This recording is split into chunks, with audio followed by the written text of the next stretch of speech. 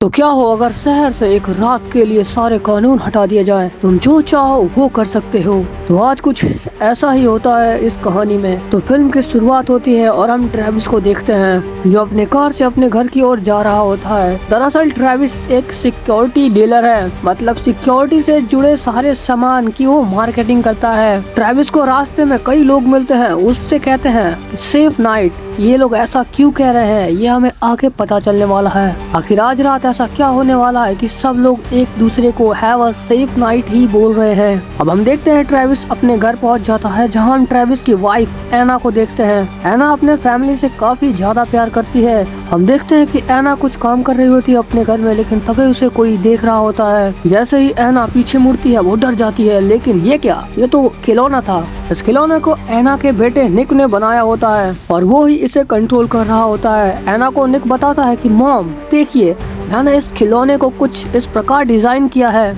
ये जो भी देखेगा वो मुझे दिखाई देगा और आप लोग जो भी बोलेंगे वो मैं सुन सकूंगा। यहाँ पर एना अपने बेटे की तारीफ करती है और कहती है ये तो काफी अच्छा है बेटा, लेकिन अब चलो डिनर का टाइम हो चुका है और आ जाओ डिनर करने के लिए। ट्रेविस और एना की एक बेटी भी है जिसका नाम है रोज।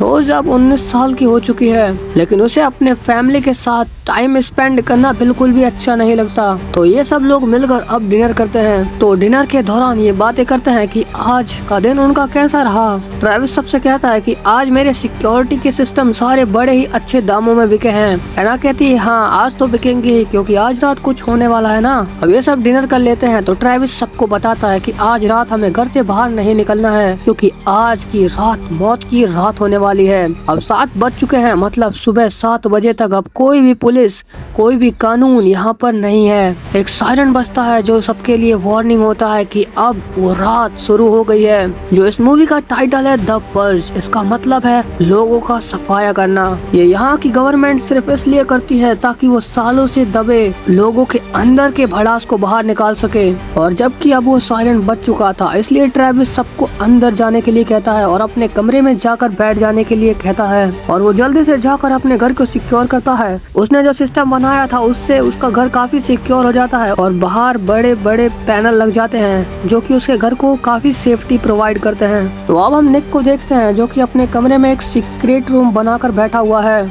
इस सीक्रेट रूम को याद कर लो, क्योंकि ये आगे वाले कहानी में हमें देखने के लिए मिलेगा। इस रूम के बारे में बस निक और रोज को ही पता है। निक उस सीक्रेट कमरे में बैठकर अपने खिलौने से बाहर की सारी एक्टिविटीज को देखता है। वो तभी अपने खिलौने को उस कमरे में ले जाता है जहाँ पर सभी सीसीटीवी कैमरास के मॉनिटर्स हैं। वो सीसीटीवी मॉनिटर के जरिए से देखता है कि वहाँ पर कोई आदमी हेल्प की पुकार लगा रहा है, लेकिन उसकी मदद करने के लिए कोई भी तैयार नहीं है। वो घर के सामने आकर सीसीटीवी में सबसे मदद मांगने की कोशिश कर रहा होता है और यहाँ पर हमारे निक का दिल पिघल जाता है। निक फौरन वहाँ जाता है और सिक्योरिटी पैनल को खोल देता है और उस घायल आदमी को अपने घर में पनाह दे देता है। इतने में ट्रेविस आ जाता है। वो पूछता है कि ये सब क्या हो रहा है निक, तुमने ये सब क्या कर दिया। वो फटाफट से पैनल को दोबारा ऑन करता है और अपने घर को सिक्योर करता है। और जैसे ही वो निक के पास जाता है, वो घायल आदमी और निक वहाँ पर खड़े होते हैं। तभी ट्रेविस पर पीछे से कोई फायरिंग करता है। ट्रेविस भी उस पे फायरिंग करता है, लेकिन ये कौन था? दरअसल दोस्तों ये रोज का बॉयफ्रेंड था जिसे उसने चोरी से अपने घर में घुसाया था और वो आज रात अपने रिश्ते की बात अपने डैड से करने वाली थी, लेकिन उसे नहीं पता था कि उसका बॉयफ्रेंड इतना ज्यादा क्रूअल है जो कि उसके डैड पर फायरिंग कर देता है। उसका नाम एंड्रयू था। अब एंड्रयू को गोली लग चुकी थी और वहीं पर उसकी मौके पर मौत हो जाती है। ट्रेविस इसके बारे में कुछ और ज्यादा समझ पाता उससे पहले उसके घर पे कुछ लोग नॉक करते हैं।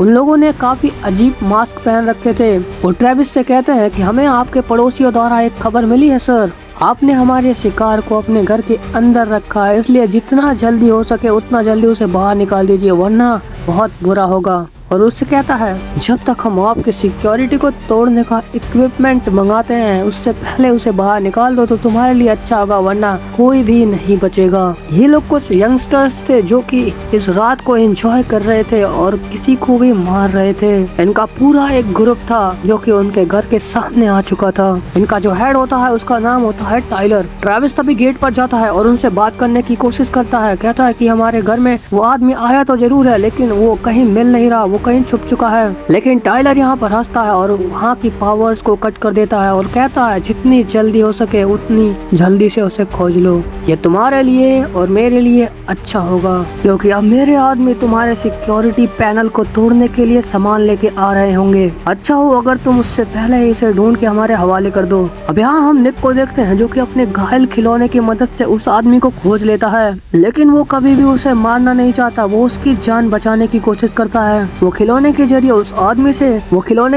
आदमी को मैसेज देता है कि जाकर फटाफट से मेरे सीक्रेट रूम में छुप जाओ और उसे पहुंचा देता है वहां पर। तो सीन यहाँ से कट होता है और हम ट्रेविस और एना को देखते हैं, जो कि ट्रेविस एना को एक गन देता है और उससे कहता है जितनी जल्दी हो सके उस घायल आदमी को खोज लो, वरना ये हमारी फैमिली पे काफी बड़ा खतरा बन सकता है। तभी हम रोज को देखते हैं जो कि निक के खिलौने के सामने आकर निक से कहती है, निक मुझे कुछ भी समझ नहीं आ रहा, इसलिए मैं तुम्हारे सीक्रेट रूम में छुपने जा रही हूँ। यहाँ पर निक कहता है नो, लेकिन अब देर हो चुकी थी, वो वहाँ से जा चुकी थी, क्योंकि निक ने उस घायल व्यक्ति को ही उस सीक्रेट रूम में छुपाया था। तभी वो घायल व्यक्ति रोजी को गन पॉइंट पर ले लेता है और सबको पीछे हटने के लिए कहता है और कहता है कि मुझे तुम्हारे फैमिली को नुकसान पहुंचाने में कोई दिलचस्पी नहीं है, बस मुझे आज रात भरना नहीं है। तभी हम एना को देखते हैं जो पीछे से गन लेकर आ जाती है और तभी वो घायल आदमी रोज को धक्का देके वहाँ से भागने की कोशिश करता है और इसी बीच ट्रेविस और उसकी हाथापाई हो जाती है और आखिर में उस घायल आदमी को गोली लग जाती है। और इसी का फायदा उठाकर ट्रेविस एना से कहता है कि फटाफट से मेरी मदद करो और टेप लाओ, जल्दी से इसे कुर्सी में बांधेंगे। एना यहाँ पर ट्रेविस को इस तरीके से देखकर काफी ज्यादा परेशान हो जाती है। वो ट्रेविस से कहती है एक बार खुद को देखो जरा,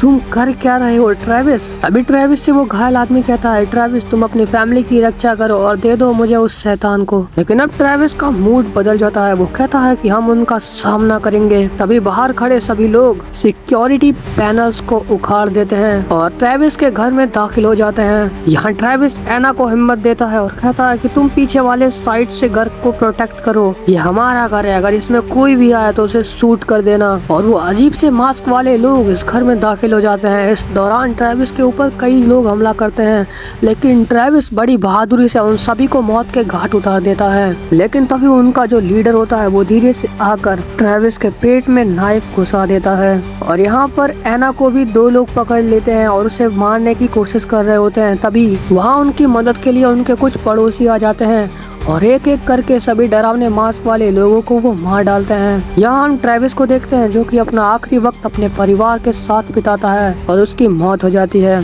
एना अपने सभी पड़ोसियों को थैंक यू कहती है, लेकिन कहानी का असली ट्विस्ट तो अब सामने आता है। उसके पड़ोसी कहते हैं थैंक्स बोलने की जरूरत नहीं है एना। वो कहता है कि हम सब भी तुम्हारा वही हश्र करेंगे जो कि ये मास्क वाले करने आए थे।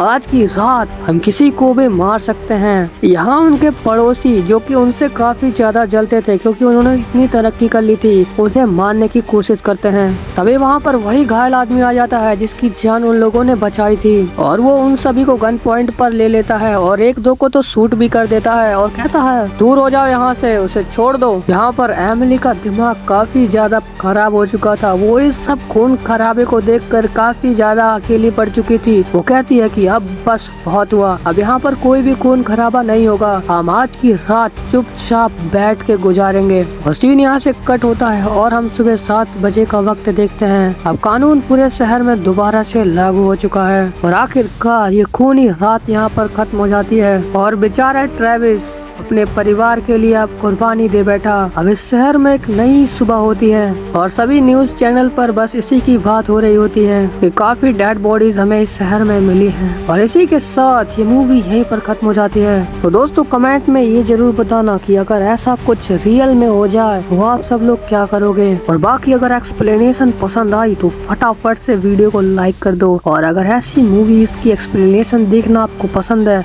तो चैनल को भी सब्सक्राइब कर दो, क्योंकि आने वाले टाइम में काफी धमाकेदार मूवीज इस चैनल पर एक्सप्लेन होने वाली हैं।